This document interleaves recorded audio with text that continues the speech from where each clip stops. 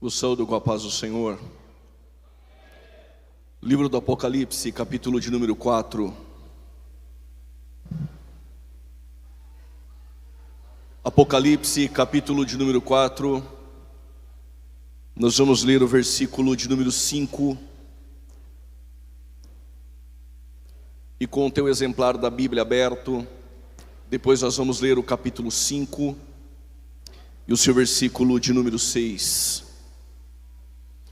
Enquanto você procura e folheia, eu quero externar minha gratidão a Deus pela sua bondade, por permitir que eu pudesse estar aqui essa noite pela primeira vez, contribuindo neste congresso de tamanha relevância, não só no Brasil, mas também em todo o mundo. Quero agradecer e louvar a Deus pelos 1.037 missionários que essa igreja enviou por todo o mundo, a toda a diretoria, a todos os membros dessa igreja, na pessoa do pastor presidente, pastor Gilmar Miguel, sua esposa, sua família, ao vice-presidente, pastor Adriano, sua família, pastor Silas, pastor Abner, que Deus os abençoe, grato pela confiança, por permitir que eu pudesse estar aqui. Trago saudações do meu pastor presidente, deputado federal, pastor Paulo Freire, e de toda a nossa igreja em Campinas, de nossa convenção CGADB. Deus os abençoe em nome de Jesus. Quando eu recebi o tema apressai, e esse apressai é porque há sinais de esperança a uma humanidade corrompida, sofredora e sem Deus. Mas o cristão, ele tem uma bendita esperança. E este livro que nos fascina, este livro que nos empolga e que abrilhanta os olhos daqueles que amam as profecias futuras, o livro do Apocalipse e a mensagem essa noite nos trará essa esperança de volta ao nosso coração, caso ela tenha sido perdida. Versículo de número 5, os irmãos encontraram, digam amém. E do trono saíam relâmpagos, trovões e vozes, e diante do trono ardiam 7 lâmpadas de fogo, as quais são os 7 Espíritos de Deus. Diga bem forte: os 7 Espíritos de Deus estão diante do trono. Capítulo 5, verso 6, por gentileza. E olhei e vi que estava no meio do trono e dos 4 animais viventes, e entre os anciãos um cordeiro, como havendo sido morto, e tinha 7 chifres, 7 olhos, que são os 7 Espíritos de Deus, enviados a toda a terra. No capítulo 4, verso 5, você disse bem forte que os 7 Espíritos de Deus estão diante do trono. Mas no capítulo 5, verso 6, os 7 Espíritos de Deus é enviado para a terra. Há uma pergunta que paira essa noite neste congresso: o porquê que os 7 Espíritos de Deus do capítulo 4 está diante do trono, e porquê que no capítulo 5 ele é enviado para a terra? O que aconteceu entre o capítulo 4 e o 5 que mudou a logística dos 7 Espíritos de Deus? Antes de tomar o seu assento, quem são os 7 Espíritos de Deus? Isaías 11 diz: o espírito de temor do Senhor, de conselho, de fortaleza, de entendimento, de conhecimento e de sabedoria. Ele é o Espírito Santo de Deus. Toma o seu respectivo assento em nome de Jesus. Este livro, que tem 22 capítulos, 404 versículos, 12.000 palavras e 9 perguntas. Apocalipse é a revelação, e a expressão grega para revelação é tirar o véu. É Deus descortinando e desvelando para que João pudesse escrever as coisas que vistes, as que são e as que hão de acontecer. É perceptível e plausível enxergar Cristo como o tema central do Apocalipse.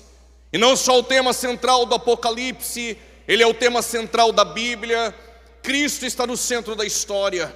Quando o Verbo estava na eternidade, pela presciência, ele conhece toda a história. Quando o Verbo se faz carne na encarnação, ele pisa na história. Mas quando ele sobe a súmpita aos céus na ascensão e senta à destra do Pai, ele mantém o controle da história em suas mãos. É por isso que no capítulo 1 ao 3 deste livro ele se apresenta como o rei e o sacerdote. No capítulo 4 e 5 ele é o cordeiro entronizado no trono. Do capítulo 6 ao 18, ele é o juiz de toda a terra. E porque ele é o juiz de toda a terra, Salmos 19, versos 9, os seus julgamentos são justos. Salmos 89, versos 14, a base do seu trono também é justiça. Hebreus capítulo 1, versos 8, o cetro da justiça está em suas mãos. E do capítulo 20 ao capítulo de número 22, ele é o rei glorificado que reina para todo sempre. Neste livro a palavra trono aparece 46 vezes, a palavra poder e autoridade 40 vezes, a palavra rei aparece 37 vezes, a palavra adoração aparece 24 vezes, a palavra cordeiro, remetendo a Cristo, aparece 28 vezes, para que você entenda o que o livro quer nos ensinar. Ele é o cordeiro que foi morto e reviveu, ele é o rei glorificado que está sentado em seu trono, digno de ser adorado, honra, glória e louvor por toda a eternidade, aquele que tem o domínio e poder para todo sempre. A revelação veio de Deus a Cristo, de Cristo a um anjo, de um anjo a João, e de João até nós. 175 vezes aparece a expressão anjos no Novo Testamento, 67 vezes só no livro do Apocalipse, mas eles tiveram participações diretas no ministério de Cristo. Quando Jesus nasceu, quem o adorou foram os anjos. Quando ele está 40 dias sem comer e provavelmente sem beber, quem levou pão foi um anjo. Quando ele está no Getsemane em agonia, quem foi o consolar foi um anjo. Domingo pela manhã, quando ele ressuscitou, quem disse que ele não estava mais no sepulcro foram os anjos. No Getsemane, quem foi o consolar foram os anjos. Quando ele ressuscitou, ficou 40 dias com os discípulos, subiu a súmpita aos céus, quem disse? Varões galileus, este mesmo que vocês viram subir, em breve, em breve, em breve, em breve, ele voltará. Mas para pregar o evangelho, ele não chamou os anjos, ele chamou eu e você. Mas nós somos imperfeitos, sim, mas aquele que começou a boa obra, mas aquele que começou a boa obra, mas aquele que começou a boa obra é fiel para terminar.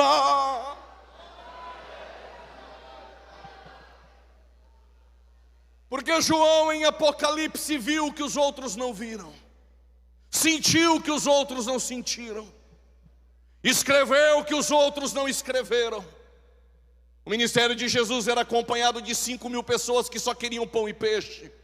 Mas de 5.000 pessoas em 1 Coríntios 15, verso 6, somente 500 pessoas e mais Tiago viram ele ressuscitar. Mas de 500 pessoas, só 120 em Atos 2 estão orando no cenáculo. Mas de 120, só 70 vão para o evangelismo na grande comissão em Lucas 10. Mas dos 70, só 12 andaram com Jesus. Só que de 12, só 11 tomaram ceia. Só que de 11, só 3, Pedro, João e Tiago, foram para a casa de Jairo, para o Monte da Transfiguração e para o Getsemane. Mas dos 3, só João está aos pés da cruz. Aí você me pergunta, por que só João viu o que ninguém viu, sentiu o que ninguém sentiu, alcançou um nível que os outros não alcançaram? Quer ter intimidade, quer ter sensibilidade com ele, quer atingir um nível de espiritualidade, vai com Jesus até o fim.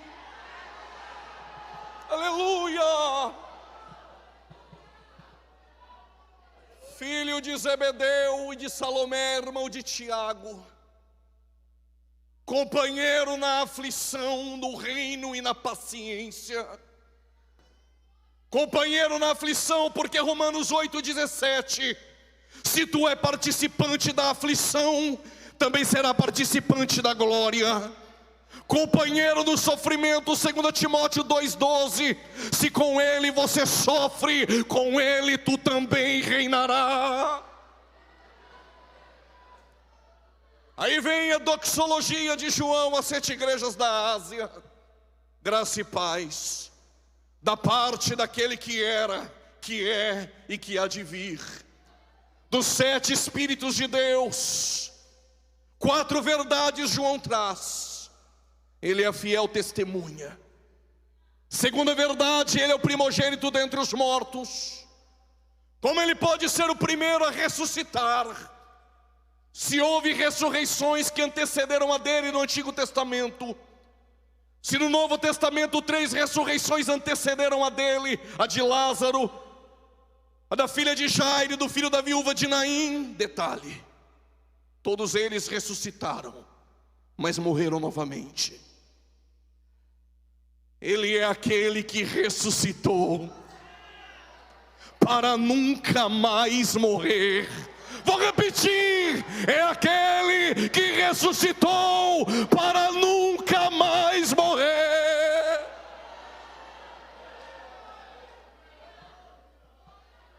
O texto diz que ele é o principal dos reis da terra. Repito, ele é o principal dos reis da terra. Toda atenção é pouca. No ano 606 a.C., os caldeus, a Babilônia, com o chefe da guarda Nabuzaradã e Nabucodonosor, invadiram Jerusalém a primeira vez. Levaram a classe nobre ao cativeiro, entre eles Daniel, Misael, Ananias e Azarias. Daniel está colocado dentro do cativeiro babilônico. Invadiram a segunda vez no ano 597, levaram 10.000 e Ezequiel. Ezequiel não está dentro do palácio, Ezequiel é colocado às margens do rio Quebar. Invadiram a terceira vez no ano 586, destruíram o templo, saquearam os utensílios, queimaram os muros de Jerusalém e a glória foi embora. E Jeremias, escrevendo Lamentações, ficou em Jerusalém. Segundo a profecia de Jeremias, filho de Ilquias, o sacerdote da terra de Ananote, o cativeiro seria por 70 anos, mas Deus não perdeu o controle. Não, tu vai dar glória daqui a pouco. E por que ele não perdeu o controle? Porque mesmo no cativeiro, ele tem um Daniel dentro do palácio, ele tem um Ezequiel às margens do rio Quebar, ele tem um Jeremias em Jerusalém. Não entendeu? Eu vou explicar. Ele tem um Pedro na Judéia, ele tem um Filipe em Samaria, ele tem um Paulo dos confins da terra, ele tem uma menina na casa do Naamã, ele tem um José na casa do Potifar. Deus não erra o plantio. Aonde ele te colocou, é aí que ele vai te usar. Ai, a choreba que mandar. Deus coloca pessoas específicas em lugares estratégicos. Deus não errou ao teu respeito. Aonde Ele te colocou, é aí que Deus vai te usar.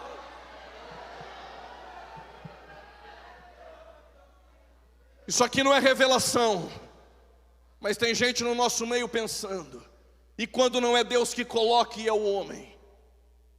José te responde, Gênesis 50, versos 20. E a lição é: mesmo que os homens nos coloquem, o ambiente não altera quem é você.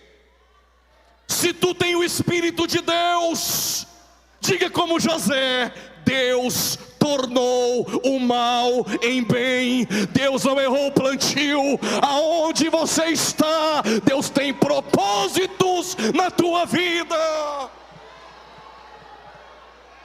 Mas é sobre isso que eu quero falar. Porque Deus coloca pessoas específicas em lugares estratégicos. Porque o monarca da Babilônia, Nabucodonosor, vai sonhar. Diferente de Faraó, ele não conta o sonho.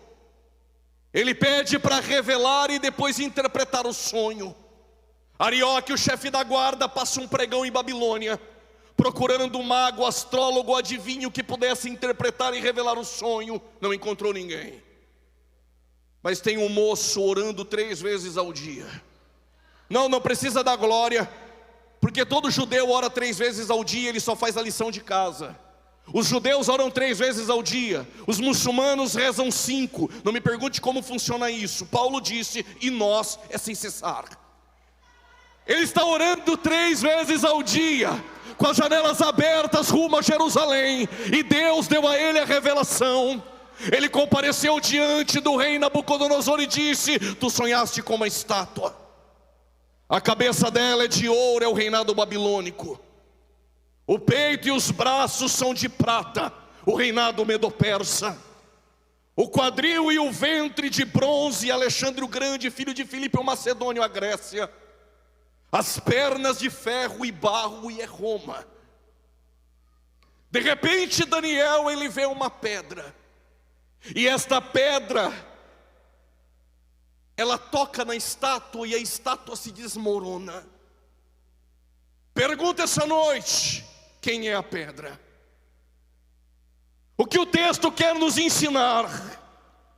A Babilônia passa, os medo-persas passam, A Grécia passa, Roma passa, os governantes passam, presidente da república passa, prefeito passa, deputado passa, cadeira de pastor passa, mas o reino eterno da pedra que vem e é Cristo subsiste eternamente.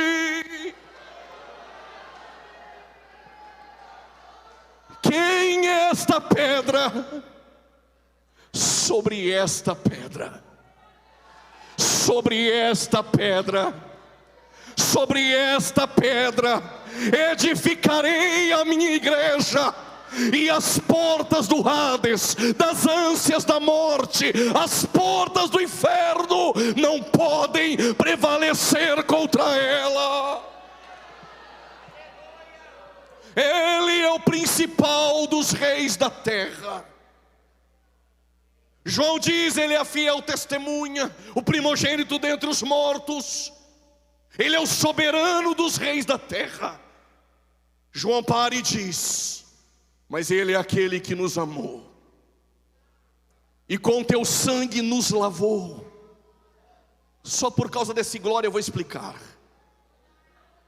O menino judeu completava 13 anos de idade e passava por uma celebração chamada de Bar Mitzvah. Bar, filho, Mitzvah, mandamento. Com 13 anos de idade, ele já era filho do mandamento, decorava 613 preceitos da lei, agora ele pode se casar. O menino judeu não completava 20 anos sem se casar. Ele ia até a casa da pretendente, ela tinha 14 ou 15 anos de idade. Ele levava uma quantia de prata no bolso para pagar o dote, levava o suco de uva e levava um contrato. Ele chegava na casa da pretendente, batia na porta, os pais dela abriam, ele entrava, olhava para a moça e dizia, quer se casar comigo? Se ela dissesse, eu quero, ele pegava a prata, colocava na mesa e diria para os pais, tá pago o dote, tua filha é minha, ela tem um dono. Ele dava o suco de uva para ela beber e assinava um contrato. Se ela disse sim para o casamento, ela bebia. Enquanto ela bebia, ele fazia uma declaração de amor a ela solenemente. Qual é a declaração? Na casa do meu pai eu tenho um lugar para te levar. Mas ele não levava ela naquele momento. Ele virava as costas e ia para a casa do pai preparar um lugar. Quando ele chegava, os meninos na rua ficavam perguntando, quando você vai buscar a moça? Ele sabia, mas ele dizia para os meninos, o dia e a hora ninguém sabe, só papai.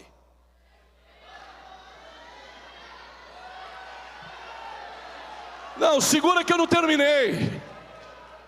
Eu vou explicar isso aqui melhor. Ele deixou a eternidade, se fez carne e não deixou de ser Deus. Você não entendeu? Eu vou dizer de novo. Ele se fez carne e não deixou de ser Deus. Como homem ele chora por um amigo, mas como Deus ele disse, sai para fora Lázaro. Como homem ele disse, tenho sede, mas como Deus ele diz, quem tem sede vem, eu tenho água da vida eterna. Como homem ele disse, estou cansado, mas como Deus ele sobe numa montanha e diz, vinde a mim os cansados e sobrecarregados, que eu vos aliviarei. Como homem ele dorme na polpa do barco, como Deus, quem é este, que até o vento e o mar lhe obedecem? Ele chegou na nossa porta, eis que estou à porta e bato. Você abriu, ele entrou. Ele olhou para você e disse, quer se casar comigo? É porque com Jesus não tem ficada. Com Jesus é casamento. É na alegria, é na tristeza, é na dor, é na doença. Quando você disse sim, eu quero, ele não pagou com prata, ele pagou com sangue. E ele está dizendo, tu tem um dono, tu tem um dono, tu tem um dono, tu tem um dono. Por isso que na ceia, ceia é só para quem casou com Jesus. Quando você está bebendo tem uma declaração de amor, só para os casados com Jesus. A declaração lá vai, não se turbe o vosso coração, crede em Deus e também em mim. Na casa do meu pai, na casa do meu pai, eu tenho uma morada para te levar.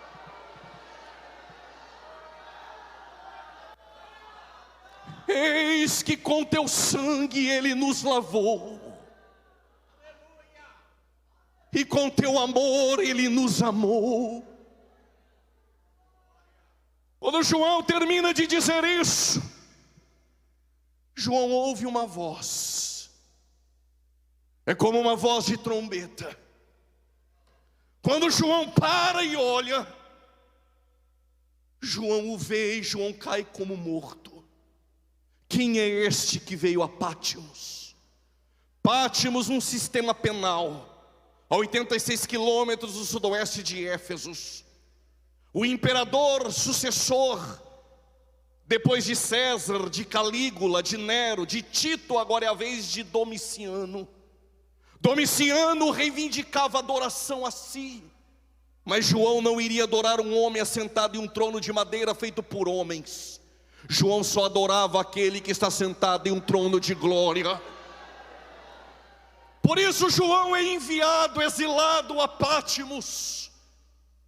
E quando João em Pátimos pensa que está sozinho, a voz do nosso Senhor, como de trombeta. Quando João para ver quem é ele. Uma vez ele estava caminhando com os discípulos entre Naftali e Zebulon, em Cesareia de Filipe. Jesus não queria curtidas, compartilhamentos, e nem fazer teste de publicidade. Mas ele fez algo que ele não costumava fazer: perguntas. E ele fez a primeira pergunta: o que as pessoas dizem que eu sou? Alguns dos discípulos, eu não sei quem foi do colégio apostólico, disseram: os que te viram chorar, vou parafrasear, estão dizendo que o Senhor é Jeremias. Os que te viram curar com poder, estão dizendo que o Senhor é Elias. Os que te viram pregar um sermão mais duro, estão dizendo que o Senhor é João Batista. E ele diz: e vocês? O que vocês dizem que eu sou?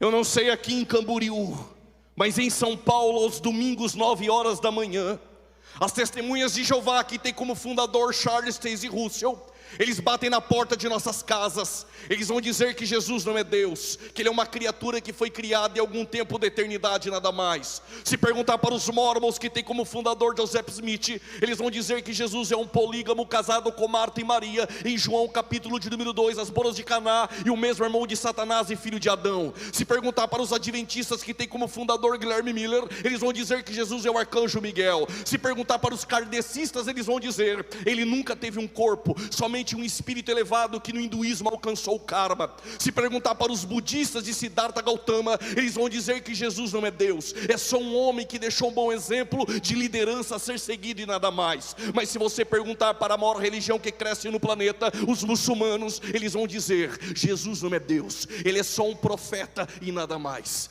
Mas se nós pudéssemos caminhar há 2000 anos atrás, e encontrasse uma mulher em Samaria sem o cântaro na mão, ela iria dizer: para eles eu não sei, mas para mim ainda é aquele que tem água da vida eterna. Isaías vai dizer: para mim Ele é o conselheiro, Deus forte, Pai da eternidade, a raiz de Davi. Jó vai dizer: para mim Ele é o Redentor que vive. João Batista vai dizer: para mim Ele é o Cordeiro de Deus que tira o pecado do mundo. Pedro vai dizer: para mim Ele é o Cristo, o Filho do Deus vivo. Para João Ele é cabelos brancos como a neve, olhos como chamas de fogo, os seus pés como latões reluzentes, o seu vestido é branco, puro e santo. Ele é o princípio e o fim, o alfa e o ômega, aquele que era, que é e que há de vir para todo sempre.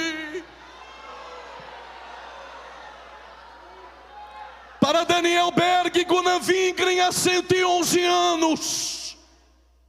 Para Gideões missionários da última hora, há 38 anos. Para nós Ele ainda é o que salva, o que cura, o que liberta, batiza com o Espírito Santo. Pelo amor de Deus, dá um pulo da cadeira. Cadê os crentes que vão morar no céu? Xará, sorebe que mancho. Estou sentindo a presença dEle em nosso meio essa noite.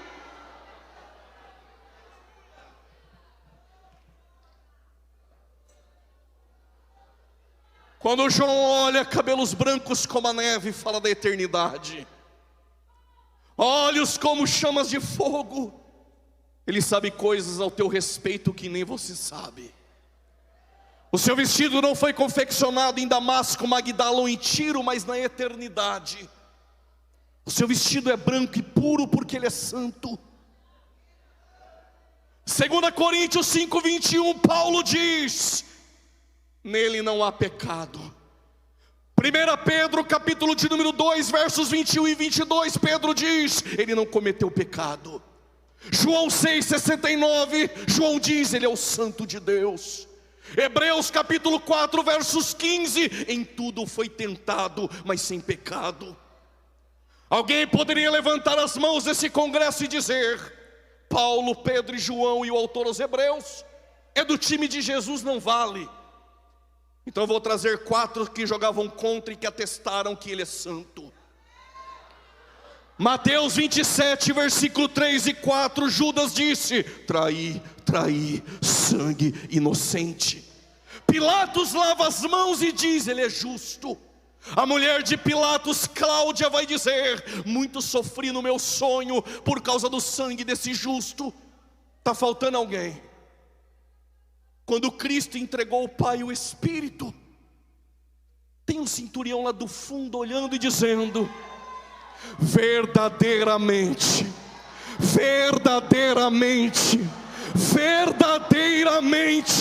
ele é o Cristo, o Filho do Deus vivo. Quem é ele? João escreve: a igreja de Éfeso, Esmirna, Pérgamo, Tiatira, Sardes, Filadélfia e Laodiceia. Para todas elas ele se apresentou de maneira distinta. Para Éfesos é o que está no meio dos castiçais. Para Esmirna, o que foi morto e reviveu. Para Pérgamo, da sua boca uma espada aguda. Para Tiatira, os seus pés como latões reluzentes saindo da fornalha. Para Sardes, aquele que tem os 7 Espíritos de Deus. Para Filadélfia, aquele que tem a chave de Davi. E para Laodiceia, o Amém, a fiel testemunha. E o que nós aprendemos com as 7 igrejas da Ásia? A primeira coisa: o relatório dos homens é diferente do relatório dos céus. Vou repetir: o relatório dos homens é diferente do relatório nos céus. A igreja de Esmirna, relatório dos homens: sou pobre. Relatório nos céus: aqui ela é rica.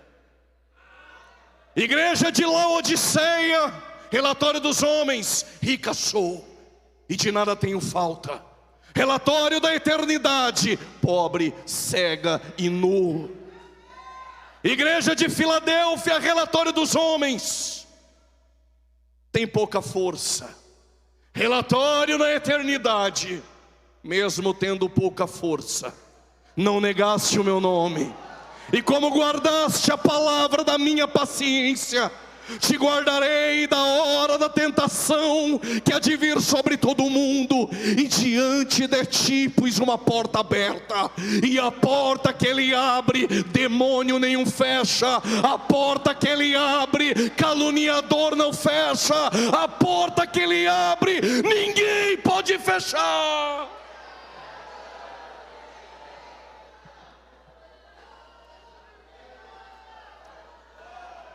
Aprendo mais uma coisa com as 7 igrejas da Ásia: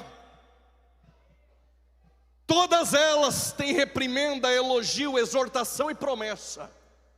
Só tem uma que não tem elogio: Laodiceia. E só tem 2 que não tem reprimenda: Esmirna e Filadélfia. Mas para todas elas ele disse uma frase: e quando eu disser, não sou movido à glória a Deus, mas quando eu disser, tu tem 2 opções: ou ficar aí assentado, segurando nessa cadeira, tremendo de medo, ou levantar dela e glorificar a Ele. Qual é a palavra? Palavra de Jesus: eu conheço as tuas obras.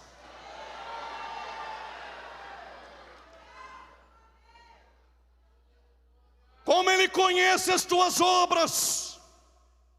A recompensa não virá dos homens, a recompensa ela vem da eternidade.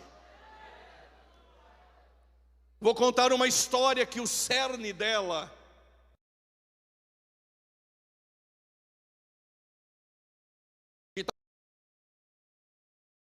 fazer barulho, eu vim para você pensar. Quem está comigo, diga amém. Um bom samaritano veio passando e encontrou um homem machucado, e você conhece a história. O levita e o sacerdote passaram de largo. O bom samaritano pegou aquele homem, colocou na cavalgadura, e ele foi até a estalagem e disse para o hospedeiro: pastor Gilmar, estou te dando 2 moedas, cuide dele. Se gastar mais das 2, quando eu voltar eu te pago. Eles não pegaram. Eu vou explicar melhor. O bom samaritano é Cristo, e Ele cuida daqueles que nós desistimos. E depois de curar, Ele foi na estalagem e disse para o hospedeiro: cuide do que é meu. Estou te dando 2 moedas, pastor Gilmar. Se tu gastar mais do que as 2, e vai gastar roupa, dinheiro, gasolina, saúde, tempo, fica tranquilo, ele disse, quando eu voltar eu te pago. Tua recompensa não vem dos homens, tua recompensa ela vem da eternidade. Prove, eu te provo. Romanos 14:10, todos compareceremos no tribunal de Cristo. Apocalipse 22, versos 12, comigo está o meu galardão, eis que venho cedo sem demora. Tem mais, tem mais. 2 Timóteo capítulo 4, versos 8, desde agora a coroa da justiça está guardada e reservada pelo justo juiz, não só a mim, mas a todos aqueles que amam a sua vinda. Tiago capítulo 1, versos 12, bem-aventurado o varão que suporta a tentação, porque depois de suportar, dar-te-ei a coroa da vida. 1 Pedro capítulo 5, versos 4, aos presbíteros como eu, disse Pedro, que cuidam do rebanho, voluntariamente, não por torpe ganância. Versos 4, dar-te-ei a coroa de glória. 1 Coríntios capítulo 9, versos 25, dar-te-ei a coroa incorruptível. 2 Timóteo capítulo 4, versos 8, coroa da justiça. Tiago capítulo 1, versos 12, coroa da vida. 1 Pedro capítulo 5, versos 4, coroa de glória. 1 Coríntios capítulo 9, versos 25, coroa incorruptível.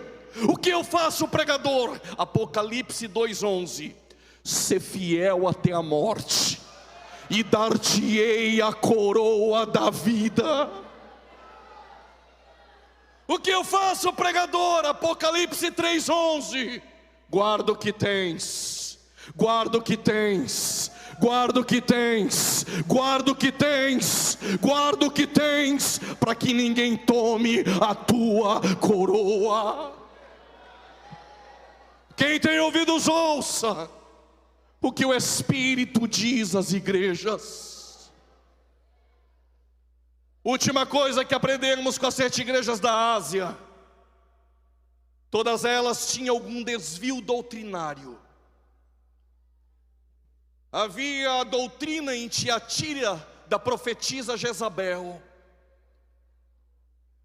Ela profetizava, mas não era Deus. Talvez se fizesse um pix, ela contava mais uma. Aos falsos profetas desse Brasil, conheço um Deus que virá em juízo e não tardará.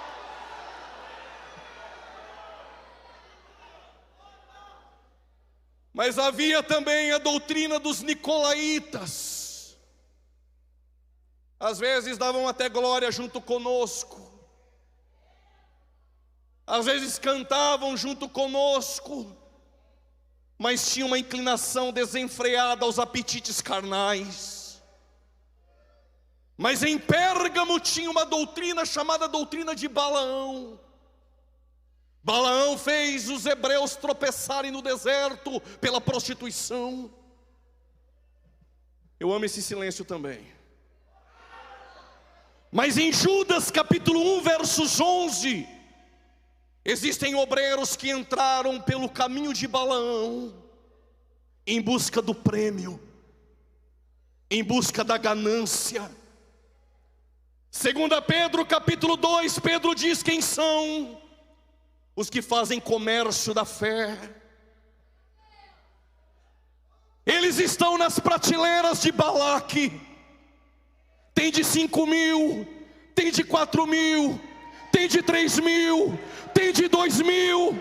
Põe a câmera aqui por gentileza. Mas ainda tem profetas que não se venderam.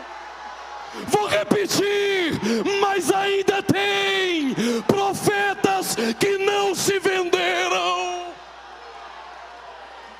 Aleluia! Ele está na casa essa noite. Ele está na casa essa noite. Deixa eu contar um segredo para os senhores e senhoras.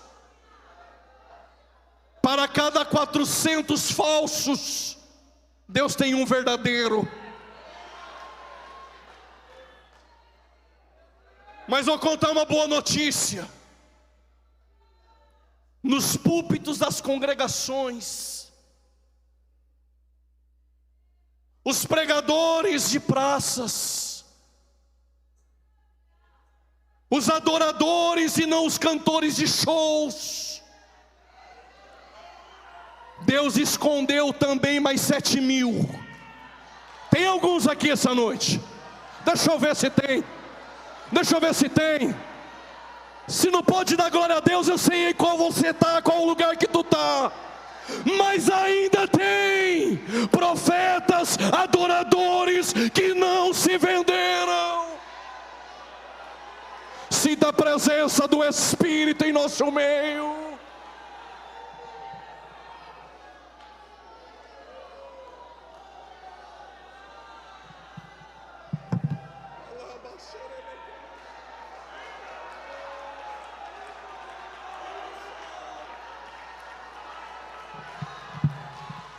Aqueles que não derrubaram altares, aqueles que não se prostraram a Baal, aqueles que não fazem comércio da fé, onde estão vocês essa noite?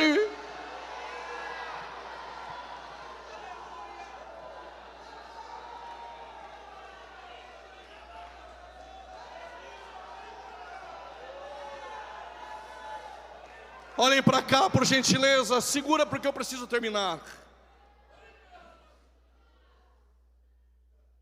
Antes de ir para os autos conclusos, eu quero deixar 2 pontos aqui agora.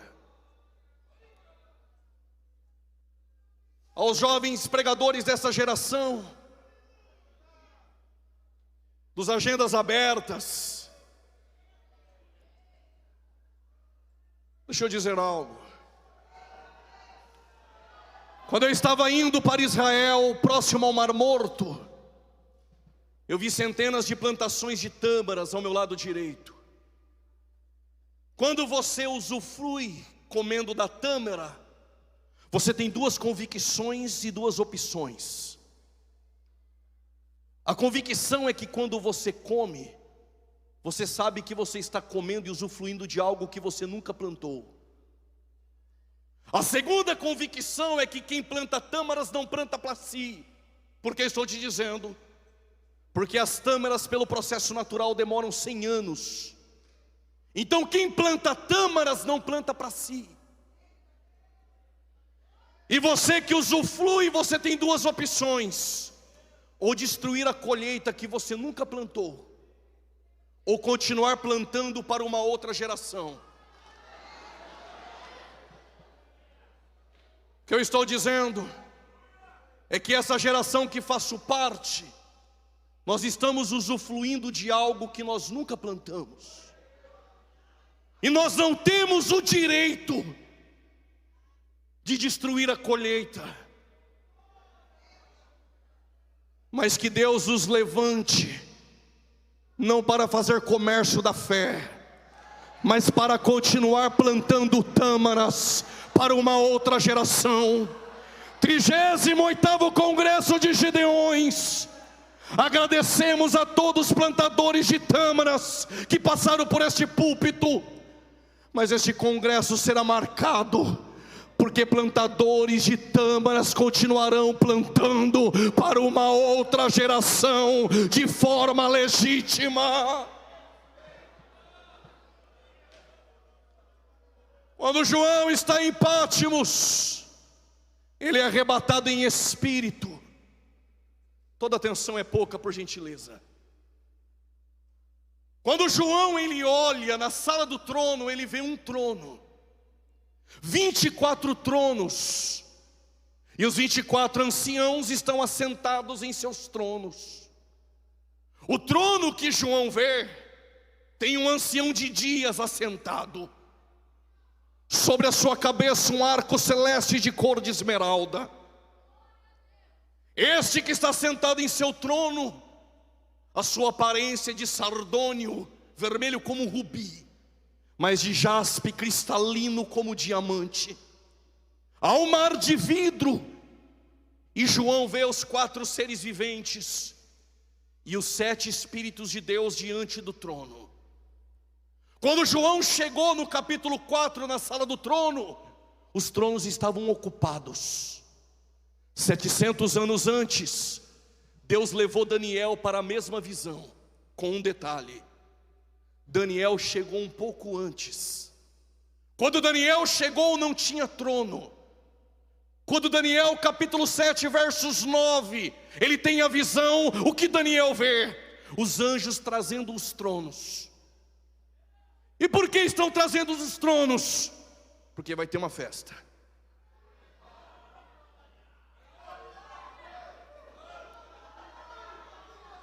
Só que o Daniel, ele vê os tronos sendo trazidos, e quando João está lá, ele já vê os tronos ocupados. E João vê um livro selado, por dentro e por fora escrito.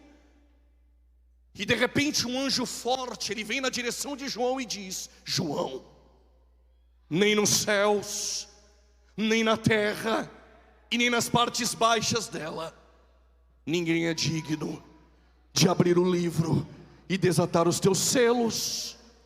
João começa a chorar. Daniel capítulo de número 7 versos 13. O que Daniel viu? O ancião de dias se assentou no seu trono. Os 24 anciãos assentaram em seu trono. Mas foi trazido um outro trono à destra. E o que Daniel viu? Um semelhante ao Filho do Homem, subindo em meio às nuvens. E quando ele chega nas nuvens, o que Daniel vê? Versículo 13. Os anjos recepcionam ele lá na portaria e vão trazer ele até o ancião de dias. Mas enquanto o Filho do Homem está subindo lá em cima, João está chorando.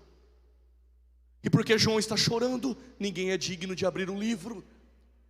Enquanto ele está chorando, Jesus está dizendo aos discípulos: ficai em Jerusalém, até que do alto sejais revestidos de poder, para ser minhas testemunhas da Judéia, Samaria e nos confins da terra. E Daniel viu ele se ocultando em meio às nuvens. O que Daniel viu? Ele subindo em Atos capítulo 1, versículo 9, 10 e 11. Os discípulos olhando fitos ao céu, e ele se perde em meio às nuvens. E os anjos dizem: varões galileus, este mesmo que vocês irão subir, ele voltará.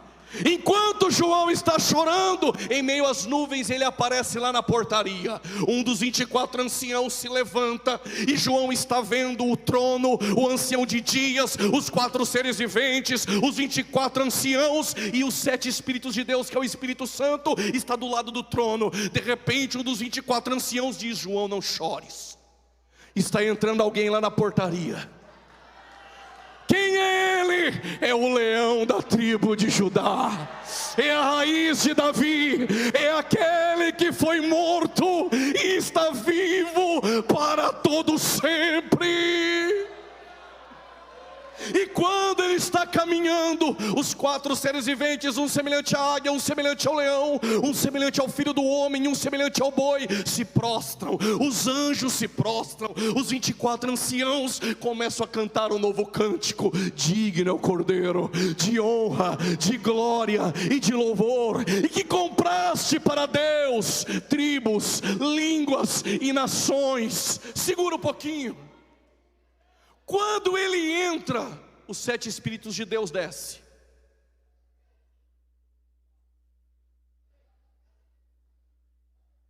Por que os 7 Espíritos de Deus no capítulo 4 está diante do trono? E por que no capítulo 5, verso 6 ele desce? Porque Jesus chegou. Segura, vai dar glória depois de entender. Porque Jesus disse: quando eu subir ao Pai.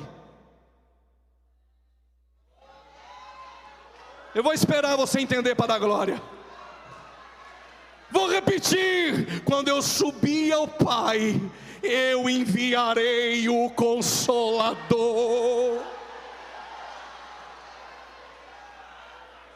Faz assim para ele. Se ele não dá glória é porque está ruim mesmo. Ele está no meio de nós. Ele está no meio de nós. Se tu pode levantar a tua mão aos céus e adorar a Ele.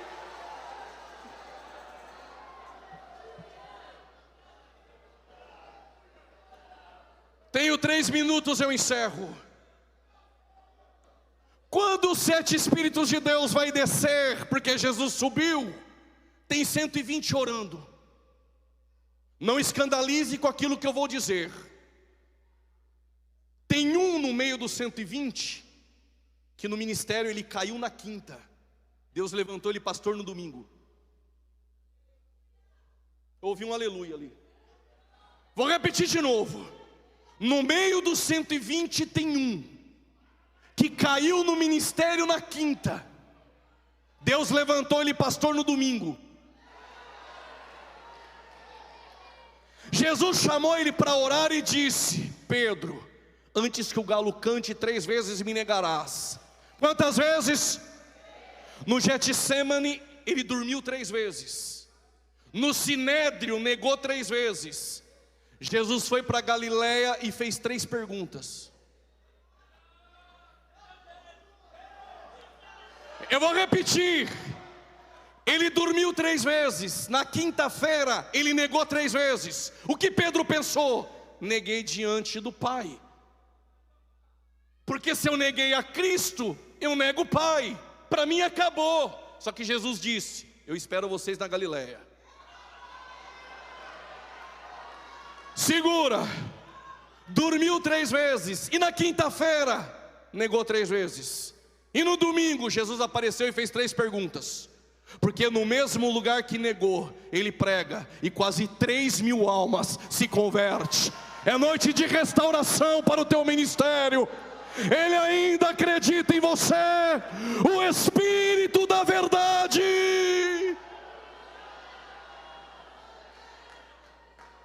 Tem 1 minuto e eu vou correr. Quando Pedro se levanta, ele diz: põe a câmera aqui. Isso aqui vai para os cessacionistas que querem apagar o fogo pentecostal aceso em Atos 2. Palavras de Pedro para você que quer acabar o batismo com o Espírito Santo. Disse Pedro: hoje se cumpre o que foi predito pelo profeta Joel. O Espírito é derramado sobre toda a carne, e o dom de Deus é para nós, para vós, para os que estão de perto, para os que estão de longe, para os vossos filhos e para quantos Deus ainda chama. São os batizados com o Espírito Santo. São os batizados com o Espírito Santo.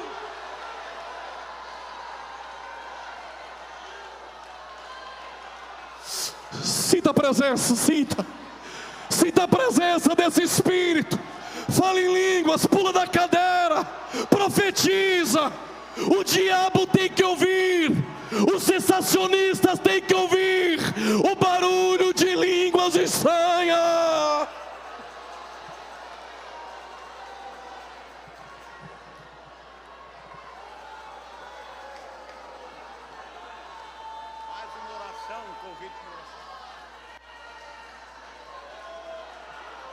Coloque-se de pé com permissão do pastor.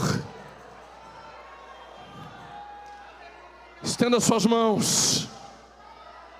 Senhor nosso Deus e Pai, em nome do Teu Filho Jesus, é uma noite de restauração em nossas vidas. 38º Congresso é uma noite em Gideões Missionários da última hora, em que o Senhor mantém acesa a chama do movimento pentecostal em nossas vidas. Ninguém vai apagar a chama acesa do Espírito Santo em Atos 2. 1 minuto para você adorar a Ele. Batiza com o Teu Espírito Santo. Cura essa noite em nome de Jesus. Restaura essa noite em nome de Jesus.